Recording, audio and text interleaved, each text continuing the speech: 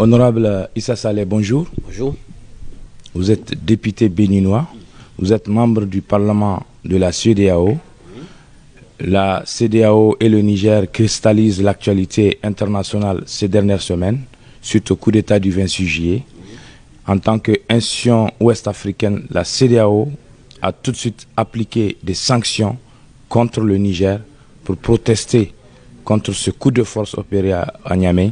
Vous, en tant que député béninois et en tant que parlementaire de la CEDEAO, est-ce que ces mesures de fermeture de frontières, en ce qui concerne les avoirs du Niger et tout ce qui s'ensuit en termes de mesures de sanctions, est-ce que vous, en tant que député béninois et parlementaire de la CEDEAO, vous avez compris ces mesures et ces sanctions? Merci beaucoup. C'est juste ce que vous venez de dire. Je suis au Parlement de la CEDEAO, je suis parlementaire béninois. Je suis encore le vice-président de la commission paix et sécurité de la CEDEAO. Et je dirais que tout ce qui s'est passé jusqu'à maintenant, nous au niveau du Parlement, personne ne nous a contactés. Je dirais tant que la CEDEAO va rester un club des chefs d'État et ils vont prendre des décisions, nous allons assister à des choses pareilles. Parce que le parlementaire, c'est l'élu du peuple. Normalement, on devait être associé à ce genre de choses. Malheureusement, rien n'est fait jusqu'à maintenant. Et en tant que parlementaire, on s'oppose à cette décision. Parce que le problème est d'abord interne au Niger. Et on a vu, quand il y a eu des coups d'État dans des autres pays, tels que le Mali, le Burkina et la Guinée-Conakry, qui sont aussi membres de la CEDEAO, ils n'ont pas connu ces genres de décisions. Alors pourquoi le Niger? Pourquoi vouloir mettre tout de suite le Niger à genoux devant une situation pareille? Aujourd'hui, on parle d'intervention. Moi, je ne crois pas du tout qu'ils pourront intervenir au Niger. Je ne crois pas. Je ne souhaite pas. Et je ne crois pas. Vous, en tant que vice-président de la commission paix et sécurité du Parlement de la CEDEAO, avez-vous été consulté, avez-vous participé à la décision de mettre en branle la force en attente de la CEDEAO pour intervenir au Niger et rétablir l'ancien régime déchu par le CNSP? Je vous dis non. La logique voudrait qu'on soit consulté au moins pour avoir notre avis de ce que pensent les élus du peuple nigérien et les élus du peuple même de la CEDEAO. Mais ce n'est pas le cas. Ce n'est pas le cas.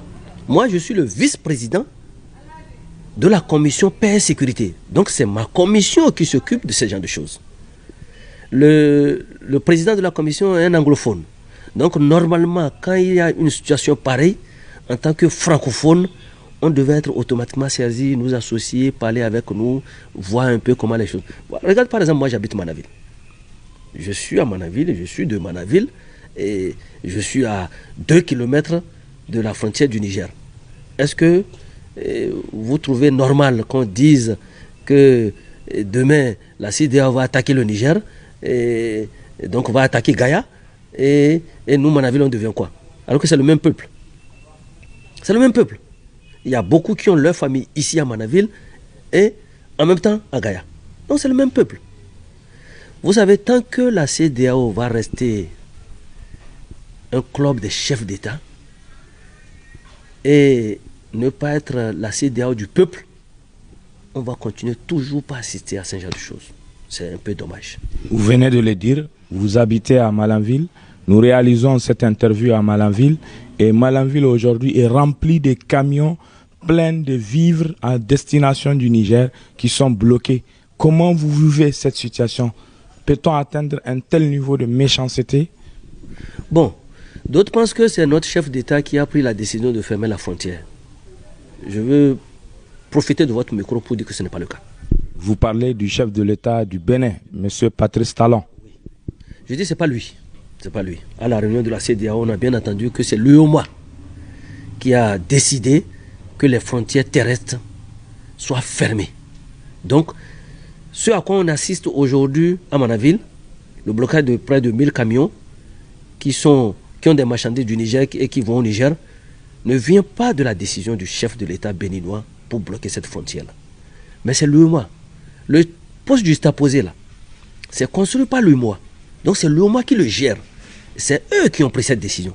C'est pourquoi les autorités béninoises sont obligées de l'appliquer. Mais quand bien même, nos chefs d'État pouvaient faire pression sur eux pour que les gens n'aillent pas jusqu'à ce niveau-là. Mais tout ceci, c'est parce que la base n'est pas consultée. Si la base était consultée, il y a de ces décisions-là qui ne seront pas prises. Le moi n'est pas au-dessus du peuple. C'est le peuple qui est souverain. Aujourd'hui, quand vous constatez ce qui se passe au Niger, on a l'impression que le peuple soutient à 100% les putschistes. Donc le problème est ailleurs. Vous croyez que la CEDEAO peut rétablir le président déchu? Moi, je ne crois pas. Parce que, vu l'évolution de la situation, je ne crois pas du tout qu'ils vont pouvoir aller rétablir le président déchu. Donc, il est toujours bon de chercher à aller vers la direction de ce que le peuple veut. Ce qui est bien pour le peuple, c'est ça qu'il faut suivre. Mais je vous dis que actuellement la CEDEAO n'est pas la CEDEAO du peuple. C'est la CEDEAO du chef de l'État. Sinon, je ne peux pas comprendre que moi, en tant que vice-président de la commission paix et sécurité, donc c'est ma commission, c'est à ma commission qui revient de faire des propositions et de discuter de cette affaire-là. Mais personne ne m'a contacté. Nous sommes, selon les discours, le discours agresseur de la CEDEAO et ses alliés de la communauté internationale et la résistance patriotique des soldats et du peuple nigérien nous donne l'impression qu'on est à quelques heures ou à quelques minutes d'une éventuelle intervention militaire au Niger, malgré toutes les analyses et malgré votre conviction. Mais si les positions restent figées, quelle serait votre solution de sortie de cette crise au Niger? Non, je crois que les chefs d'État vont revenir sur leur position. Moi, c'est ma compréhension des choses. Et je ne les vois pas en train d'attaquer le Niger. Je ne vois pas le Nigeria, le Bénin, même les autres pays, se lever pour attaquer le Niger. Et ils ont tous quelque chose à perdre. Première chose, c'est que le peuple là, c'est le même peuple. Quand tu prends tout le nord, Bénin, et le Niger, c'est le même peuple, c'est les mêmes langues, c'est les mêmes ethnies, et tout. Quand tu prends le nord, Nigeria, c'est aussi le même peuple de ce côté-là. Donc tu vois que des Béninois aillent tuer des Nigériens, c'est leurs frères qui vont tuer. Que des Nigériens aillent tuer des Nigériens, c'est leurs frères. Donc franchement, moi je ne crois pas du tout. Nous allons voir d'ici demain, qu'est-ce qui va se passer. Mais je ne crois pas du tout que la CEDEAO ira attaquer le peuple nigérien. Et puis, mon souhait, c'est que vraiment, que les chefs d'État de la CEDEAO revoient leur copie au niveau de l'approche de propositions. On dirait que quand les autres font les réunions des chefs d'État, tout s'arrête là. Rien ne descend au Parlement, alors que c'est le Parlement qui représente. Nous sommes les représentants du peuple au Parlement de la CEDEAO. Mais aujourd'hui, allez voir qui de nous est au courant de ce qu'ils prennent comme décision. Alors quel est l'intérêt de la CEDEAO de maintenir toute cette pression sur le Niger? Franchement, je ne peux pas répondre à cette question-là parce que je ne sais pas. Je ne sais pas. Je ne sais vraiment pas quel est l'intérêt à aller aussi brutal sur une question aussi sensible